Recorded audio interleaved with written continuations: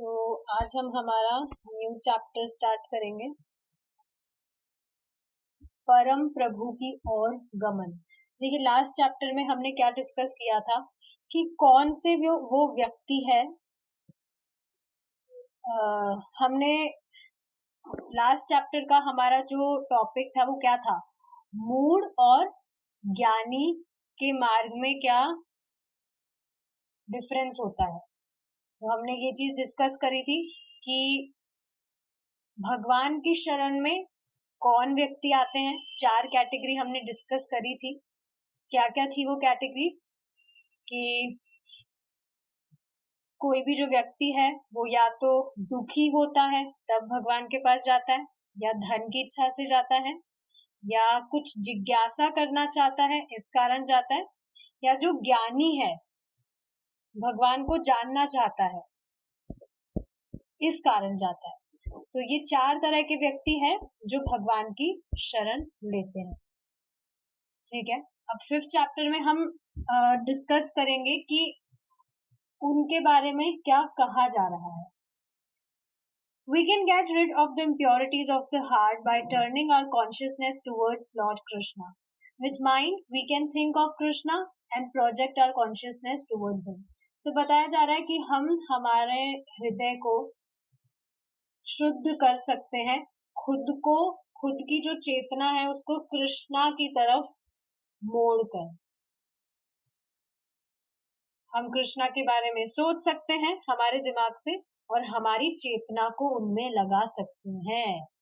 जब भी हम कृष्णा से कनेक्ट होकर कुछ भी काम करते हैं, हमारा प्योरिफिकेशन होता है, चाहे से कोई से भी काम हो। भगवान के लिए आप प्रसाद बना रहे हैं, उनके लिए आप पेंटिंग कर रहे हैं, कुछ भी A to Z, उसमें बस आपका, देखिए कृष्णा से कनेक्ट करने का मतलब क्या है, समझ पा रहे हैं इस चीज को, कि जो भी आप काम कर रहे हैं उसमें आपको भगवान की स्मृति हो रही है। इजी, तो ये चीज है। तो अब देखेंगे वो जो 4 व्यक्ति है उनके बारे में क्या कहा जा रहा है। उदारः सर्व एवैते ज्ञानित्वात्मेव मे मतम् आस्थितः स हि युक्तात्मा माम एवानु माम गतिम। ये सभी भक्त निसंदेह उदार आत्माएं हैं। कौन?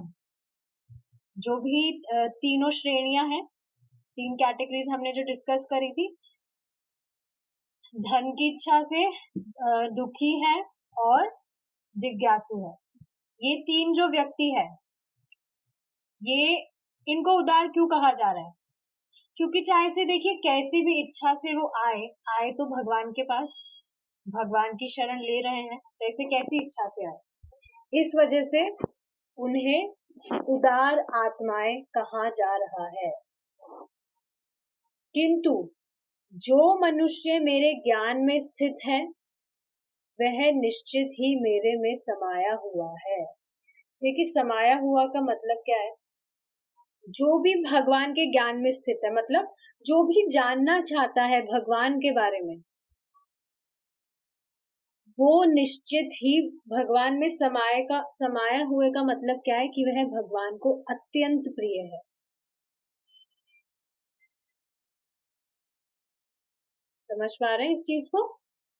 कोई भी व्यक्ति है, किसी व्यक्ति को वो जानने की इच्छा रख रहा है अपने हृदय में कि मुझे इन्हें जानना है, तो आप उसके फेवरेट नहीं बन जाएंगे? उसी तरह से जो भी व्यक्ति भगवान को जानने की इच्छा रख रहा है वह भगवान का फेवरेट है, प्रिय है, भगवान को अत्यंत प्रिय है। मेरी दिव्य सेवा में लगा होने के कारण वह मुझ तक पहुंच जाता है।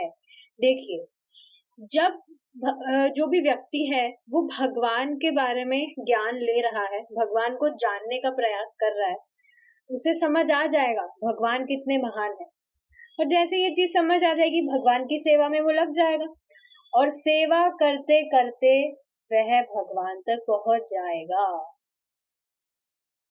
भगवत गीता का 7वें अध्याय का 18वां श्लोक है ये।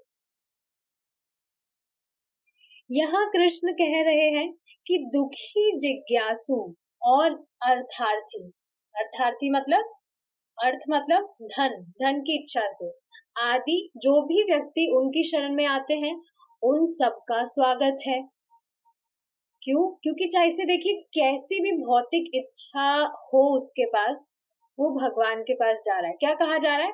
कम एज यू आर, तुम जैसे हो आ जाओ, कोई चिंता वाली बात नहीं है, बस मेरी शरण में आ जाओ, जैसे भी हो तुम। तुम्हें कोई भी, तुम्हारे पास इच्छा है, तुम दुखी हो, तुम्हें कुछ भी चाहिए, कैसी भी इच्छा से तुम आ रहे हो, आ जाओ, भगवान की शरण में चले जाओ। कम एज यू आर। किंतु उन सब में से जो ज्ञानी है वह उन्हें बहुत प्रिय है। देखिए अब जब ये बात कही जा रही है तो इसको डीप में समझने का ट्राई करिए। जब भगवान कह रहे हैं कि उनमें से सबका स्वागत तो है, सब उदार है, सभी सभी को उदार बताया गया है, लेकिन उसमें से भगवान क्या कह रहे हैं? ज्ञानी बहुत प्रिय है। तो भगवान हमसे क्या एक्सपेक्टेशन कर रहे हैं? मतलब भगवान क्या चाह रहे हैं कि हम भी इस श्रेणी में आए, ज्ञानी। हम भी अगर भगवान के पास जाते हैं तो इस इच्छा से जाए कि हम उन्हें जानना चाहते हैं। किसी भौतिक इच्छा से भी जा रहा है व्यक्ति, वो ठीक ही है, पर भगवान क्या कह रहे हैं? उनमें से सबसे प्रिय कौन है? जो ज्ञानी है, जो मुझे जानना चाहता है। तो भगवान खुद चाह रहे हैं कि हम भी इस कैटेगरी में आए, इस वजह से तो ये चीज कह रहे हैं। Krishna is expecting this from us. अन्यों का भी स्वागत है, क्योंकि यह समझा जाता है कि यदि वे ईश्वर के मार्ग पर चलते रहे तो क्रमशः वे भी ज्ञानी के समान श्रेष्ठ हो जाएंगे। देखिए क्या कहा जा रहा है कि सबका स्वागत है, बाकी जो भी लोग हैं आ रहे हैं, कैसे भी आ रहे हैं, भगवान के पास आ रहे हैं, कैसी भी इच्छा से आ रहे हैं, और आ रहे हैं तो क्रमशः, क्रमशः का मतलब क्या होता है? धीरे धीरे वे भी इस श्रेणी में आ जाएंगे, ज्ञानी के समान श्रेष्ठ हो जाएंगे। देखिए इस चीज को हम थोड़ा और डीप में समझेंगे। जब कृष्णा हमसे ये एक्सपेक्ट कर रहे हैं कि हम ज्ञानी की श्रेणी में आए, तो अब थोड़ा साइड में सोचकर देखिए भगवान ऐसा क्यों चाह रहे हैं। प्राय प्राय क्या देखा जाता है, जो भी व्यक्ति कुछ इच्छा लेके भगवान के पास आता है तो ये संभावना होती है, पॉसिबिलिटी होती है कि एक बार उसे वो भौतिक इच्छा उसकी पूर्ण हो जाएगी तो फिर वो चला जाएगा छोड़ के, कि हाँ अब तो इच्छा पूरी हो ही गई है, अब क्या जरूरत है, जब कमी होगी तब जाएंगे। इसका प्रैक्टिकल एग्जाम्पल खुद प्रभु जी बता रहे थे कि एक व्यक्ति थे, he was not devotee although, उनके जो भाई है उनका हर बार आईआईटी में सिलेक्शन होने से चूक जाते थे वो, मतलब नहीं होता था, कुछ ना कुछ प्रॉब्लम आती थी। लेकिन इस बार जब उनके भाई का जब एग्जाम था तो सेम डे सुबह से वो माला लेकर बैठ गए और पूरे दिन नॉन स्टॉप चैंटिंग कर रहे। तो प्रभु जी खुद शॉक हो गए, अरे इनको एकदम से क्या हो गया, एकादशी भी नहीं है आज तो ये एकदम से इतना चैंटिंग कर रहे, इतना ऐसे सीरियस कैसे हो गए। फिर थोड़े दिन बाद पता लगा जब वो माला नहीं कर रहे थे कि वो तो मेरे भाई का उस दिन एग्जाम था, इस वजह से मैं चैंटिंग कर रहा था। सिलेक्शन हो भी गया भाई का, लेकिन अब आप देख रहे हैं जैसे ही इच्छा पूर्ण हुई चला गया वो व्यक्ति। तो कृष्णा तो ऐसा नहीं, क्यों चाहेंगे ऐसा? देखिए कहा क्या जा रहा है, नियमित रूप से वो धीरे धीरे नियमित रूप से कर रहा है वो, तो धीरे धीरे भगवान बुद्धि देने लगते हैं, लेकिन नियमित रूप से करना जरूरी है। आप देखिए ना, कोई हमें बीमारी भी होती है, कोई रोग होता है, चाहे से हम पूरा परहेज कर रहे हैं, जो भी डॉक्टर ने बताया है पूरा अच्छे से पालन कर रहे हैं 100%, फिर भी हमारी जो बीमारी है वो धीरे धीरे ही तो जाती है। एकदम से तो नहीं जाती है। मैं जो छोटी मोटी बीमारी है उसकी बात नहीं कर रही कि सर में दर्द हुआ दवाई ले लिया ठीक हो गया। जो बड़ी बीमारी है उसकी बात कर रही हूँ। धीरे धीरे ही वो जाती है। तो उसी तरह से व्यक्ति भक्ति कर रहा है, कैसी भी इच्छा से कर रहा है, पर डेली भक्ति करेगा तभी तो बुद्धि आएगी उसमें। एक बार में ही तो सब कुछ नहीं होता है, क्योंकि कितने सारे अनर्थ होते हैं, कितने सारे अपराध होते हैं, पहले उनको कटने में भी तो टाइम लगता है। कितने टाइम से कितनी गलतियां करते आए हैं। हैंड रेस करने की तो जरूरत भी नहीं है इसमें, हमको सबको खुद को पता है कि क्या किया है हमने हमारे पास में। तो टाइम तो लगता है सफाई होने में। श्रीला प्रभुपाद खुद कहते हैं कि जो भी मेरे ग्रंथ नियमित रूप से पढ़ेगा वो भक्ति में लगा रहेगा। तो यहाँ पे इम्पोर्टेंस किसको दिया जा रहा है? श्रवण को। अगर व्यक्ति नियमित रूप से सुनेगा तभी वो चैंटिंग कंटिन्यू रख सकता है। नियमित रूप से चैंटिंग करेगा तभी शास्त्र उसे ठीक ठीक समझ में आने लगते हैं। शुरू शुरू में देखेंगे ना कितनी कठिनाई होती है समझने में। संस्कृत यहाँ पे कुछ नहीं है, साधारण हिंदी ही बोली जा रही है, पर फिर भी समझ में नहीं आता। ये आध्यात्मिक ज्ञान।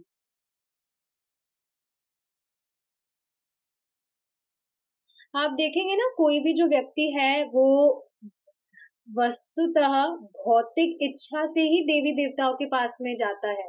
मेरी ये इच्छा पूरी हो गई, मेरी वो इच्छा पूरी हो जाए।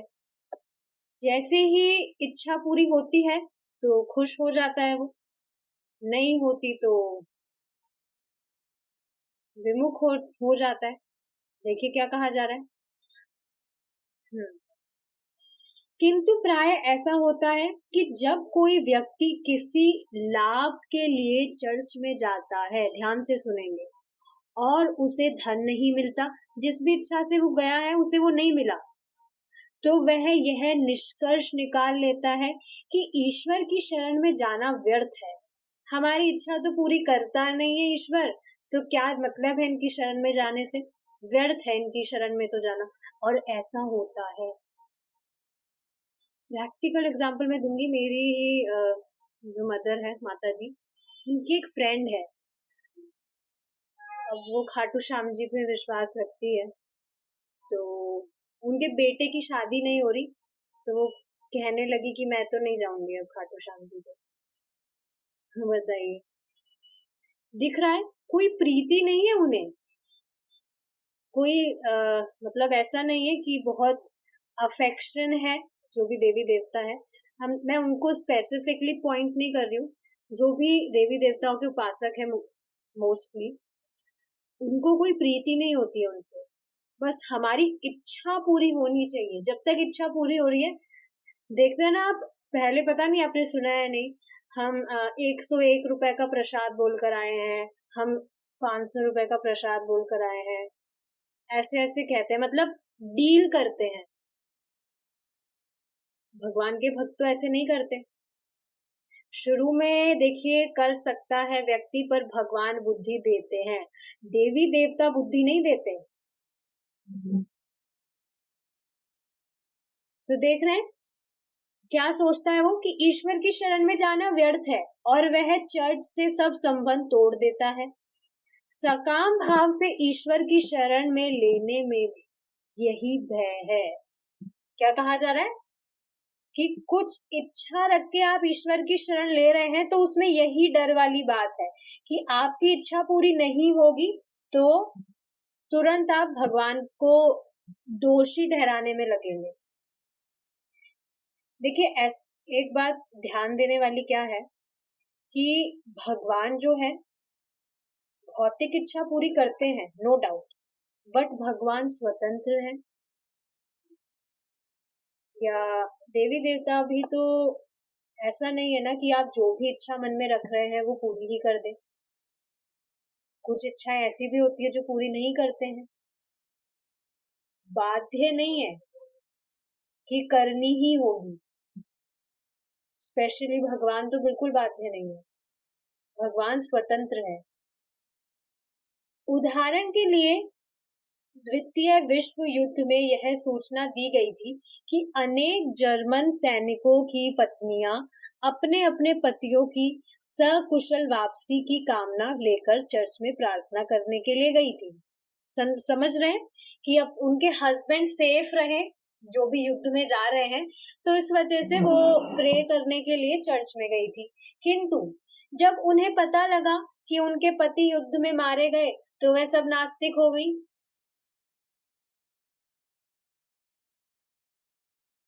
देखिए ऐसा होता है, ये चीज तो सबको पता है कि जो आया है वो जाएगा ही, आज नहीं तो कल जाएगा। अब कोई भक्त, अगर कोई व्यक्ति भक्त है, भक्ति भी कर रहा है और उसके ही मतलब कोई जैसे माता पिता चले जाते हैं, देह छोड़ देते हैं, या बच्चा कोई देह छोड़ देता है, तो इसका मतलब ये तो नहीं है वो भक्ति करना छोड़ देगा, अगर सिद्धांत सुन रहा है।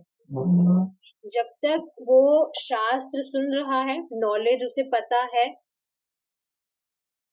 कि सारी चीजें यहाँ पर अनसर्टेन है, फिक्स कुछ भी नहीं है, तो फिर वो भक्ति नहीं छोड़ेगा। लेकिन प्राय आप देखेंगे जिनके साथ में भी मिस हैपनिंग्स होती है, इंसिडेंट्स होते हैं, सबसे पहले भगवान को दोषी ठहराएंगे। प्रत्यक्ष है ये चीज, तो प्रैक्टिकल आपने भी सुना होगा, हो सकता है पहले आपने भी कभी किया हो, भगवान को ब्लेम, अरे हमारे साथ, हम इतने पुण्य आत्मा है, हमारे साथ कैसे भगवान इतना गलत कर सकते हैं। हो सकता है, संभावना है, तो वो तो अविद्या के कारण था। अब हम यहाँ पे नॉलेज दे रहे हैं, समझ आ रहा है कि भगवान भक्त के जो भी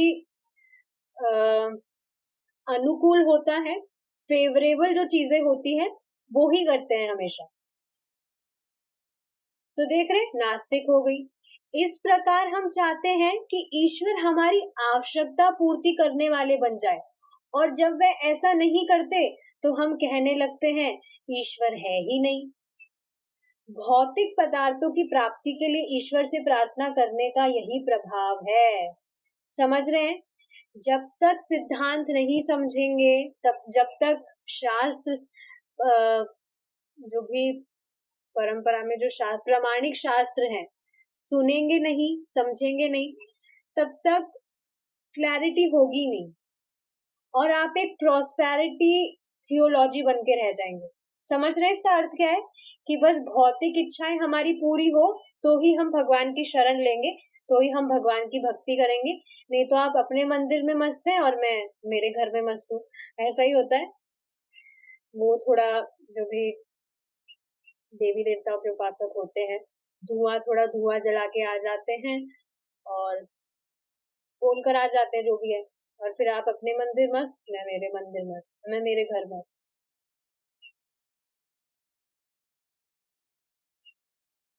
और सच में ऐसा देखा गया है, एक बार व्यक्ति की कोई भी भौतिक इच्छा के लिए उसने कुछ भी पूजा पाठ किया, अगर वो फुलफिल हो गया तो फिर वो छोड़ देता है कि अब क्या जरूरत है, अब तो हमारा काम हो गया, अब जब कमी आएगी तो वापस से करेंगे।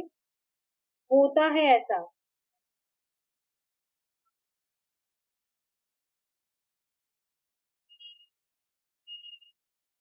तो समझ रहे हैं इस चीज को।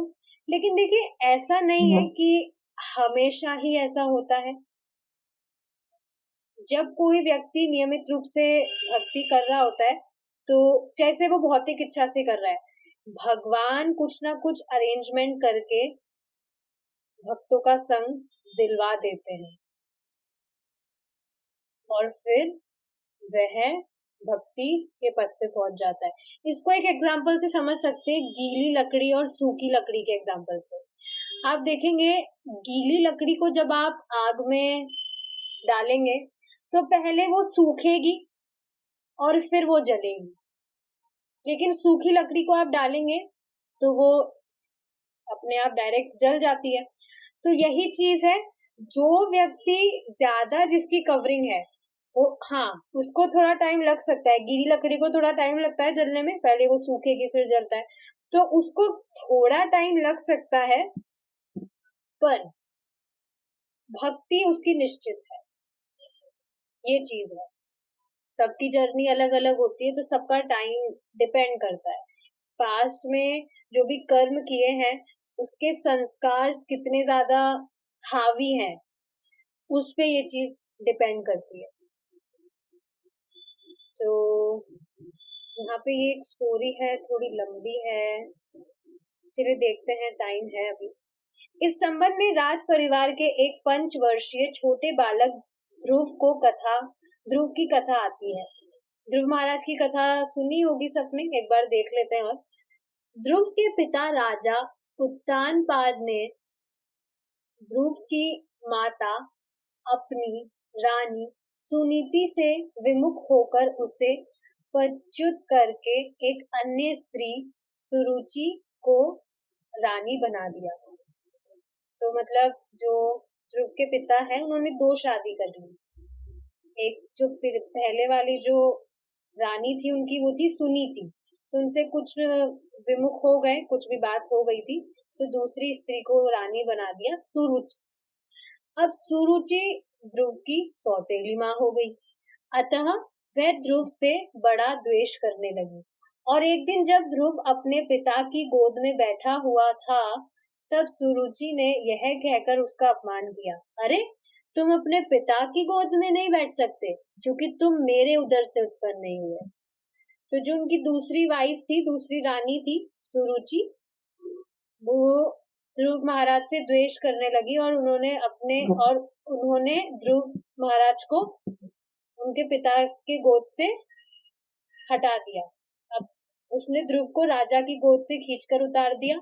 ध्रुव को इससे बड़ा क्रोध आया। वह एक क्षत्रिय पुत्र था, और क्षत्रिय लोग अपने आवेश के लिए प्रसिद्ध हैं। यह बड़ा अपमानजनक लगा उनको, तो वह अपनी माँ सुनीति के पास पहुंचा, जिसे राजा ने पदच्युत कर दिया था।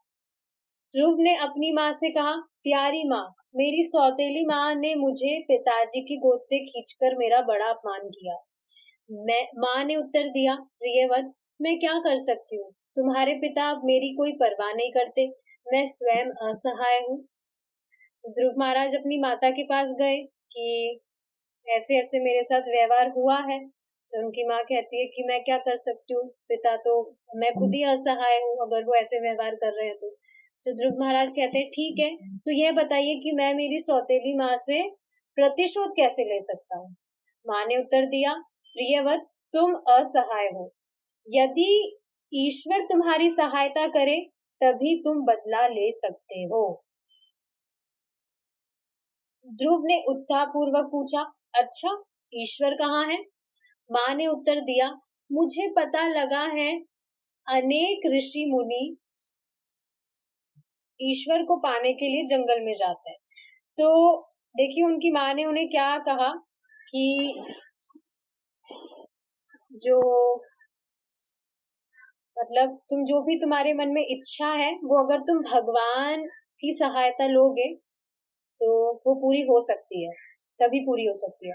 तो ध्रुव महाराज पूछने लगे कि भगवान कहाँ पर है? तो माँ ने उत्तर दिया कि जो उन्होंने सुना है कि बहुत सारे जो अनेक जो ऋषि मुनि हैं, ईश्वर को पाने के लिए जंगल में जाते हैं, वहां भगवान को पाने के लिए कठोर तपस्या करते हैं। यह सुनकर ध्रुव महाराज तुरंत ही तपोवन में चले गए, और वहां व्याघ्र और हाथी जैसे अन्य प्राणियों से पूछने लगे, अरे क्या तुम ईश्वर हो, क्या तुम ईश्वर हो? तो ध्रुव महाराज तुरंत पहुंच गए वन में, और सारे प्राणियों से पूछने लगे, जितने भी जीव जंतु है, कि क्या तुम ईश्वर हो, क्या तुम ईश्वर हो? अब देखिए छोटा बच्चा है, वो क्या ही जाने ईश्वर कौन है। उसने तो माँ से सुना और पहुंच गया वो वन ईश्वर की तलाश में। यहाँ पर मतलब ये एक बहुत अच्छा एग्जाम्पल सेट किया गया है कि उनकी इच्छा क्या थी, प्रतिशोध लेना है मुझे, पर फिर भी वो भगवान की शरण में जाते हैं। चर्चा क्या हो रही थी, जो भी व्यक्ति है वो अगर किसी भौतिक इच्छा से भी भगवान की भक्ति करता है तो भगवान उसे बुद्धि देने लगते हैं। तो इसी पर है ये, आगे जाके वो कितने महान भक्त बन गए। उनकी स्टार्टिंग से कोई प्लानिंग नहीं थी कि मुझे भक्ति करनी है भगवान की या कुछ भी। वो तो एक इच्छा से भगवान के पास गए थे उनकी तलाश करने। बट हम देखेंगे आगे जाके कैसे वो ग्रेट डिवोटी बन गए। इस प्रकार वह प्रत्येक प्राणी से प्रश्न करने लगे। ईश्वर के संबंध में ध्रुव की ऐसी प्रबल जिज्ञासा देखकर भगवान कृष्ण ने नारद मुनि को स्थिति जानने के लिए वहां भेजा। नारद मुनि तुरंत तपोवन में गए और ध्रुव महाराज को ढूंढ लिया। अब आप खुद सोचिए, एक जो बच्चा है वो किसी जंगल में गया है, किसको पता कहाँ गया है कहाँ नहीं गया, पर नारद जी ने उन्हें ढूंढ निकाला और बेसिकली भगवान ने ही उन्हें भेजा था। नारद जी ने कहा, प्रिय वत्स, तुम एक राज परिवार से हो, तुम इस कठोर व्रत और तपस्या का कष्ट नहीं उठा सकते, कृपा करके अपने घर लौट जाओ, तुम्हारे माता पिता तुम्हारे लिए बहुत चिंतित है। ध्रुव ने कहा, मुनिवर, कृपया इस प्रकार मेरा ध्यान हटाने का प्रयत्न ना कीजिए। यदि आप ईश्वर के विषय में कुछ जानते हैं या आप कुछ बता सकते हैं कि मैं ईश्वर के दर्शन कैसे कर सकता हूँ तो बताइए, अन्यथा यहाँ से चले जाइए और मुझे विचलित ना कीजिए। जब नारद जी ने देखा कि ध्रुव ईश्वर के दर्शन के लिए इतना दृढ़ संकल्प है तो उन्होंने उसे शिष्य रूप में दीक्षित किया और उसे ओम नमो भगवते वासुदेवाय मंत्र दिया। देखिए, अब यहाँ पे समझने वाली क्या बात है। सबसे पहली बात, एक जो प्रमाणिक गुरु है वो हमेशा पहले परीक्षा लेता है। जो भी व्यक्ति है या जो भी भक्त है उसकी सच में अभिलाषा है भगवान को प्राप्त करने की, या ऐसे ही वो कुछ भी व्यंग कर रहा है। व्यंग मतलब नाटक कर रहा है। तो ध्रुव महाराज का निश्चय देखकर जो नारद जी हैं वो उनसे प्रसन्न हुए और उन्होंने ध्रुव महाराज को शिष्य रूप में स्वीकार किया। आप देख सकते हैं छोटे से बच्चे हैं, इनको बात करना भी नहीं आता था, कैसे कह रहे हैं अन्यथा चले जाइए यहाँ से अगर आपको कुछ पता नहीं है तो। किस नहीं, उन्हें कुछ भी मतलब एटिकेट्स भी मालूम नहीं थे कि बड़े लोगों से कैसे क्या बात करते हैं। बिल्कुल नादानी में वो प्रतिशोध की भावना से जंगल में चले गए और उनकी बहुत ज्यादा गहन इच्छा थी, गहन भौतिक इच्छा से वो भगवान के पास गए थे। भगवान को प्राप्त करने की कोई इच्छा नहीं थी या भक्ति करने की कोई इच्छा नहीं थी, उन्हें बस अपनी भौतिक इच्छा को पूरा करना था। क्या भौतिक इच्छा थी? कि उनको अपने पिता से बहुत बड़ा राज्य चाहिए, जो ब्रह्मा जी है उनसे भी अधिक उन्हें ऐश्वर्यशील बनना था ध्रुव महाराज को। ये भौतिक इच्छा लेकर वो गए थे। तो देखिए, ये चीज समझने वाली है कि आजकल व्यक्ति जो है वो यही सोचता है कि सिर्फ जो गुरु है उनकी ब्लेसिंग्स से सब कुछ हो जाएगा। खुद कुछ वो प्रयास नहीं करना चाहता, खुद कुछ भक्ति वक्ति करके खुद कुछ मेहनत नहीं करना चाहता। बस सोचता है हमें गुरु जी की ब्लेसिंग्स प्राप्त होगी तो सब कुछ ठीक हो जाएगा, कुछ करने की जरूरत नहीं है, फ्री फोकट में सब कुछ आता है। लेकिन देखिए, समझने वाली बात क्या है, भक्ति हम कर रहे हैं तो इसमें एक जो संघर्ष है वो भी कितना सुखमय है। एग्जाम्पल के लिए आप देखिए, एक टाइम पे सुबह उठना भी कितना बड़ा संघर्ष था। 5 बजे 4 बजे कहाँ उठ पाते थे, कितना संघर्ष लगता था। लेकिन अब देखिए इजीली उठ पा रहे हैं तो कितना मतलब सुख मिलता है, अरे वाह अब हम जल्दी उठ पाते हैं, अब कोई संघर्ष नहीं है। तो वो जो संघर्ष है वो भी सुखमय है। तभी तो हम देख पाते हैं कि पहले हम कितना संघर्ष कर रहे थे और अब देखो कितना इजीली हम सब कुछ कर पा रहे हैं। ऐसा करके हम और मोटिवेट होते हैं आगे बढ़ने के लिए। और इसी के विपरीत देखिए, इजीली सब कुछ प्राप्त हो जाता तो कुछ भी मजा नहीं आता है, आनंद नहीं आता। जैसे एक बार कोई शिष्य थे, उन्होंने अपने गुरुजी से पूछा कि तुम्हें भगवान की प्राप्ति चाहिए या भगवान भगवान को कैसे खोजा जाना चाहिए वो तुम्हें जानना है। समझ पा रहे? पूछा गया, मतलब जो शिष्य है उनसे पूछा गया कि तुम्हें भगवान चाहिए या भगवान को प्राप्त करने का जो साधन है, खोज मतलब वो चाहिए। तो उन्होंने जवाब दिया कि मुझे भगवान को प्राप्त करने का साधन चाहिए, कैसे खोज सकता हूँ मैं। अब देखिए ऐसा क्यों कहा, आप खुद सोचिए, अगर भगवान बहुत आसानी से प्राप्त हो जाते हैं, मतलब वो खुद ही बोल रहे थे, क्योंकि अगर भगवान आसानी से प्राप्त हो जाएंगे तो फिर मैं उनकी वैल्यू नहीं कर पाऊंगा। यही चीज तो होती है, कोई भी चीज हमें आसानी से प्राप्त हो जाती है तो हम कहाँ ही उसकी वैल्यू कर पाते हैं।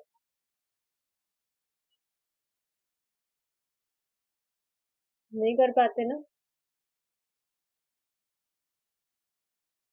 हाँ देखिए, ये लाइन ऐसी थी, परम सत्य चाहिए या परम सत्य की खोज। तो उन्होंने जवाब दिया कि मुझे परम सत्य की खोज चाहिए। परम सत्य अगर ऐसे ही आसानी से प्राप्त हो गया तो फिर मैं उसकी वैल्यू नहीं कर पाऊंगा, उसकी जो प्राथमिकता है उसे मैं समझ नहीं पाऊंगा। और ऐसा ही होता है, जो भी हमें आसानी से कुछ भी चीज मिल जाती है उसकी हम वैल्यू कहाँ ही कर पाते हैं। किसी चीज को पाने के लिए हम जब संघर्ष करते हैं, बहुत मेहनत लगती है, जब वो चीज हमें प्राप्त होती है तभी हम उसकी वैल्यू कर पाते हैं, क्योंकि पता है कितनी मेहनत लगी है प्राप्त करने में। तो अभी भी देखिए, जो भक्त भक्ति करते हैं वो ये देख पाते हैं कि भक्ति करने में कितना संघर्ष हुआ है, जब मेहनत लगी। ऑफ कोर्स तब तो है ही, हम संयमित कर रहे हैं हमारी सारी जो भी आवश्यकता है, तो कुछ भी उल्टा काम अगर वो करेगा तो भक्ति डाउन होगी। तो एक इस भय से भी वो नहीं करता कि कितनी मेहनत तो लगी है, मैं कहाँ आगे तक पहुंच पाया हूँ, फिर से नीचे क्यों गिरना है। तो वैल्यू तभी तो कर पा रहा है जब उसे दिख रहा है कि इतने टाइम से मैंने मेहनत करके अभी जहां मैं जिस स्टेज पर हूँ वहां हूँ। सुसेविका सत्य देवी दासी माता जी, अभी आपको दीक्षा प्राप्त हुई है, ऐसे ही तो नहीं मिल गई। आपने काफी टाइम से भक्ति की है, उसके बाद में दीक्षा मिली। अब आप सोचिए, आपको स्टार्टिंग में कुछ टाइम बाद ही दीक्षा मिल जाती, कितने आप खुद केयरलेस हो जाते हैं, अरे वाह दीक्षा प्राप्त हो गई, कुछ मेहनत करने की जरूरत नहीं पड़ी। फिर भक्ति इतनी सीरियस कहाँ ले पाते। और ऐसा होता भी है, काफी जो भक्त है उन्हें एक बार दीक्षा प्राप्त हो जाती है तो केयरलेस हो जाते हैं। इसलिए श्रवण करना जरूरी है। मैंने एक एग्जांपल दिया था, एक माताजी हैं, काफी टाइम से भक्ति कर रही है, दीक्षित भी है, बट उसके बाद में भी भौतिक चीजों में बहुत ज्यादा फंसी हुई है। बताया था मैंने, सुबह एक सेशन लेती हूँ मैं, 5 AM चैलेंज करके कुछ है, वो चैंटिंग कराती हूँ। तो वहीं पर वो माता जी हैं एक, तो वो मुझे कहती है, you should not disturb people in 5 AM, जो भी मतलब वो जो लोग हैं उनको डिस्टर्ब नहीं करना चाहिए, उनका मोटिव कृष्णा कॉन्शियसनेस नहीं है, उनका मोटिव कुछ और है। खुद डिवोटी है, दीक्षित है, और बताइए ऐसी बात बोल रही है। उनको डिस्टर्ब मत कीजिए, उनका मोटिव है ना कृष्णा कॉन्शियसनेस नहीं है। तो इससे पता क्या चलता है, दीक्षा से कुछ नहीं होता, शिक्षा लेना जरूरी है, तभी समझेगा व्यक्ति भक्ति करनी क्यों है। ठीक है, तो देखिए, नारद जी ने ये मंत्र दिया, ओम नमो भगवते वासुदेवाय। देखिए ये बात भी समझने वाली है, एक जो प्रामाणिक अ, एक जो गुरु है वो हमेशा प्रामाणिक मंत्र ही देता है, कुछ भी मंत्र नहीं देता, कोई गुपत मंत्र नहीं देता। गुपत मंत्र आपने सुना होगा, गुप्त मंत्र देते हैं, गुपत मंत्र जिसे मन में बोलना होता है, किसी को बताना नहीं होता, अपने आप करना होता है अपने मन में। काफी गुरु तो खुद का नाम ही दे देते हैं मंत्र में, और वही सब फिर जपते रहते हैं। कितनी मूर्खतापूर्ण है ये सब बात। और अभी पता है हमें ये मूर्खतापूर्ण बात इसलिए लग रही है क्योंकि हम सही सही नॉलेज पकड़ रहे हैं। नहीं तो संभावना क्या थी, अगर हम अभी ये नॉलेज नहीं ले रहे होते, हम भी उन मूर्खतापूर्ण चीजों में ही फंसे हो जाते, फंसे रह सकते थे। सोचना चाहिए कितना बड़ा भाग्य है हमारा कि हमें ये प्रमाणिक ज्ञान मिल रहा है, श्रीला प्रभुपाद का ज्ञान मिल रहा है। काफी सारे लोगों को तो पता ही नहीं है श्रीला प्रभुपाद है कौन।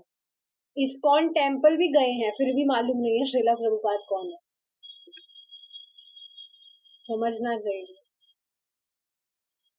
तो इस मंत्र का जप करके ध्रुव परिपूर्ण हो गया और भगवान नारायण उसके समक्ष प्रकट हो गए। भगवान ने ध्रुव से पूछा, प्रिय ध्रुव, बोलो तुम क्या चाहते हो? तुम जो कुछ भी चाहते हो वह मुझसे प्राप्त कर सकते हो।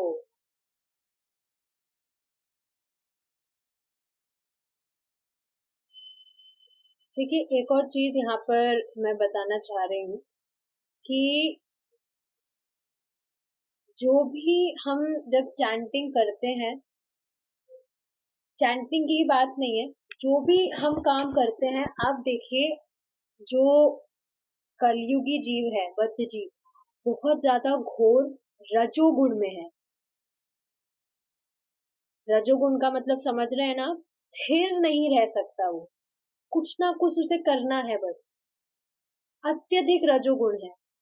तभी तो आप देखिए ना, लोग जो है माउंट एवरेस्ट की चढ़ाई कर लेंगे, या पंजी जंपिंग आप देखेंगे उसमें बहुत ऊंचाई से नीचे कूदा जाता है, बिल्कुल ऐसा लगता है कि मृत्यु ही आने वाली है, इतना मतलब डेंजरस होता है। ये सब चीजें कर लेंगे पर उनसे चैंटिंग नहीं होती, माला नहीं होती। माला करना भारी होता है।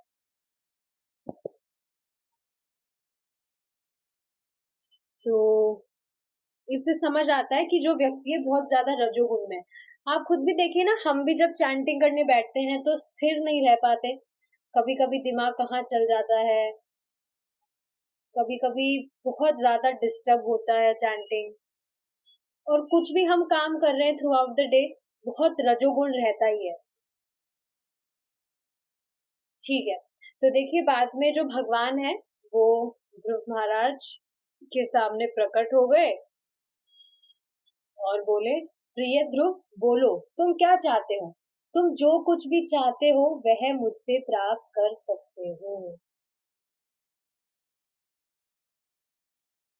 देखिए ये आ, एक दिन हमारे साथ भी होगा, भगवान हमारे सामने प्रकट होंगे, यही क्वेश्चन भगवान हमसे करेंगे। लेकिन इसका मतलब ये नहीं है हम कुछ भी भौतिक मांगे, समझ रहे हैं?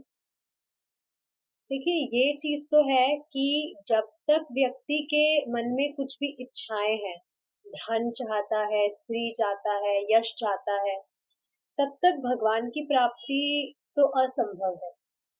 पहले वो जो इच्छाएं हैं वो पूर्ण होगी, उसके बाद भगवान की प्राप्ति होगी। समझ रहे? पहले जो इच्छाएं हैं हृदय में, वो बीच में बाधा बन रही है, तो फिर कैसे व्यक्ति और किसी के बारे में सोचेगा? अब सोचिए कोई धन का अभिलाषी है, उसे धन चाहिए, धन के बारे में ही वो सोच रहा है, तो उसकी मति तो उधर है ना। उसको जो ऊपर की तरफ वो कहाँ देख पा रहा है कि भगवान के धाम जाना है मुझे। अभी तो उसकी जो मन में इच्छा है वो जो भी प्राप्त करना चाहता है वहां पर उसका मन लगा है। तो पहले ये सब इच्छाएं पूर्ण होगी, उसके बाद में भगवान की प्राप्ति होगी। देखिए, ऐसा नहीं कहा जा रहा है कि अगर कुछ भौतिक इच्छा है मन में तो व्यक्ति भक्ति नहीं कर सकता, और भौतिक इच्छा है तो ऐसा नहीं है भक्ति नष्ट होगी। भक्ति नष्ट नहीं होती। आप देखेंगे जो भी पुण्य वगैरह करते हैं तो वो तो फिर भी क्षीण हो जाते हैं, भगवान से उसका कुछ संबंध नहीं होता। लेकिन भगवान की भक्ति कभी भी नष्ट नहीं होती है। हाँ, भगवान की प्राप्ति करने में डीले हो सकती है। डीले मतलब देरी होगी, क्योंकि पहले वो इच्छा पूर्ण करने में लगेगा व्यक्ति, इच्छा पूर्ति होगी, उसके बाद में भगवान की प्राप्ति होगी। तो देरी हो सकती है, पर ऐसा नहीं है भक्ति नष्ट होगी। तो अब हमें खुद को ये खुद से ही क्वेश्चन कर लेना चाहिए कि हम और कितना टाइम लगाना चाहते हैं। कितने टाइम से तो यहाँ फंसे हैं और देख रहे हैं। जो भी आज तक आप खुद सोचिए, जो भी हमने प्राप्त किया है, क्या उससे हम संतुष्ट हुए हैं? कुछ भी हम प्राप्त करने की कितनी ही गहन इच्छा हो, वो प्राप्त भी हो गया, पर फिर भी कुछ ना कुछ कमी रहती ही है, तृप्त नहीं होता मन। इसका कारण क्या है? जो आत्मा है उसका, देखिए, भोगों से दूर दूर तक कोई संबंध नहीं है। ये तो हाँ, शरीर की आवश्यकता के कारण हमें खाना सोना पड़ता है। आत्मा को, आत्मा का तो इससे कोई संबंध नहीं है। ठीक है, ये तो नीड्स की बात आ गई। इसके अलावा जो भी इच्छाएं हैं उसका भी आत्मा से कोई संबंध नहीं है। आत्मा तो आध्यात्मिक है, भौतिक चीजों से उसका क्या रिलेशन है? तो कैसे वो भौतिक इच्छाएं, भौतिक जो भी चीजें हैं उससे वो संतुष्ट हो सकती है, तृप्त हो सकती है? जैसे एक मछली को आप किसी पेट्रोल में डालेंगे या किसी भी लिक्विड चीज में डालेंगे, कहाँ वो संतुष्ट होगी? पानी में तो वो संतुष्ट रहती है। उसी तरह से आत्मा किसी भौतिक वस्तुओं से संतुष्ट नहीं हो सकती। हम आत्मा ही तो है। और ये प्रत्यक्ष आप देखिए, अब विजन क्लियर होना चाहिए कि इसी वजह से कभी हम संतुष्ट नहीं हुए हैं।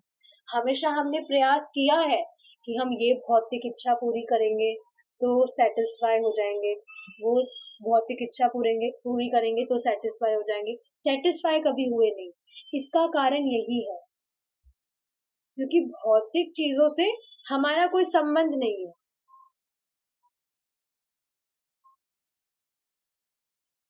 लेकिन अमेजिंग चीज क्या है, भोग करते करते आदत लग जाती है कि उनको छोड़ना मुश्किल हो जाता है। जैसे प्रभुपाद जी बता रहे थे, थोड़ा हैवी स्टेटमेंट है, कि काफी जो लोग हैं उनको रात को मैथुन किए बिना नींद नहीं आती। इसका कारण क्या है? इतने ज्यादा भोग में प्रवृत्त हो गए कि उसको उन्होंने अपनी आदत बना ली। काफी सारी आदतें हमारी भी थी, लेकिन आप देखेंगे भक्ति करते करते कैसे छूट गई वो। तो यही चीज बताई जा रही है, यहाँ फोकस मेन किया जा रहा है कि भक्ति करने से ही व्यक्ति की जो भी इच्छाएं हैं, भौतिक इच्छाएं पूर्ण भी होती है और आसक्तियां कटती भी है, नो डाउट। देखिए आप यहाँ पे ये जो ध्रुव महाराज हैं, कैसे एक टांग पे तपस्या कर रहे हैं। पहले के टाइम पे इतनी तपस्या करने के बाद में भगवान प्रकट होते थे, और अभी देखिए आप आराम से एयर कंडीशनर रूम में बैठ के चैंटिंग करनी है, सिर्फ जीभ हिलानी है, हमें कुछ तपस्या नहीं है। प्रभु जी से एक बार क्वेश्चन पूछा था किसी ने कि अगर हम भी एक टांग पे खड़े होके माला करें तो भगवान जल्दी आ जाएंगे क्या? देखिए, अगर कहा जाएगा हाँ तो हम एक टांग पे माला करेंगे नहीं, और कहा जाए ना तब भी नहीं करेंगे। है ही नहीं इतनी कैपेसिटी, बैठ के तो हम कर नहीं सकते, बैठने में भी हम कितने पोजेस चेंज करते हैं, कितने पोस्चर्स चेंज करने पड़ते हैं हमें, एक टांग पे कैसे करेंगे? तो सोचना चाहिए कलयुग में बहुत इजी, एकदम फ्री में भगवान की प्राप्ति हो रही है, फ्री में। लाभ उठाना चाहिए इस अपॉर्चुनिटी का। बाद में सतयुग में अगर पैदा हो गए तो पत्ते चबा के बहुत सालों तक तपस्या करके भगवान की प्राप्ति करनी होगी। अच्छा, एक चीज समझ आ रही है, व्यक्ति का अल्टीमेट गोल भक्ति ही है। चाहे से वो आज नहीं कर रहा, कल करे, जाएगा वो वही है। अंतिम कहते हैं ना, जैसे जो ट्रेन है उसका जो अंतिम स्टेशन जो है वो वहीं जाके रुकेगी, तो वो चीज है। व्यक्ति का जो अंतिम डेस्टिनी है वो यही है, चाहे से वो आज करे कल करे, जाएगा वही। पर ये चीज सोचने वाली है कि कितना विलंब वो चाहता है। विलंब तो कोई नहीं चाहता ना। कौन चाहता है कि हम ट्रेन में बैठे और बस चलते रहे, ट्रेन में चलते रहे चलते रहे चलते रहे, स्टेशन आए ही ना? कौन चाहता है? परेशान नहीं हो जाएंगे कि ट्रेन बस चलती जा रही है चलती जा रही है चलती जा रही है, रुकने का नाम ही नहीं ले रही है? तो वो स्थिति है।